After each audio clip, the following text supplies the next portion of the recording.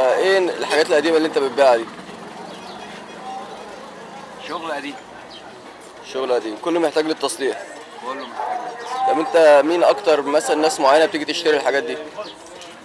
اكتر ناس بتيجي تشتري الحاجات ديت الناس يعني اللي على قد حالها برضه، ما يقدرش يشتري الجديد ينزل يشتري من السوق. طب انت بتجيب الحاجات دي ازاي؟ يعني برضه من السوق من هنا. انت انا بشتري من على الفروشات. يعني انت بتجمعها من السوق وتيجي تبيعها هنا؟ وببيعها في السوق.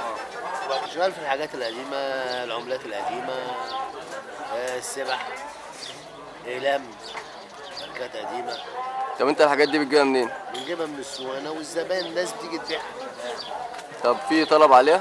يعني الطلب بحسب التفاوت، يعني هو دلوقتي الطلب بقى قليل زي الأول عشان خاطر من بعد الثورة، لأن الأجانب كانوا بياخدوا الحاجات دي، فأما الأجانب ما بقاش فيه، فالطلب بتاعها بقى ضعيف مش زي الأول.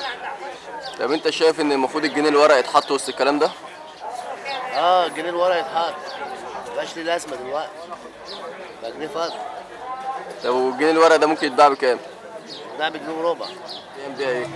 اللي بيشتريها بقى اللي بيحطها في المحفظة، يحتفظ بيها، يحطها في محل، يحطها في باترينا. واحد أجنبي ليه مزاج مثلا الجنيه المصري بيحب يحتويه، بيخليه معاه.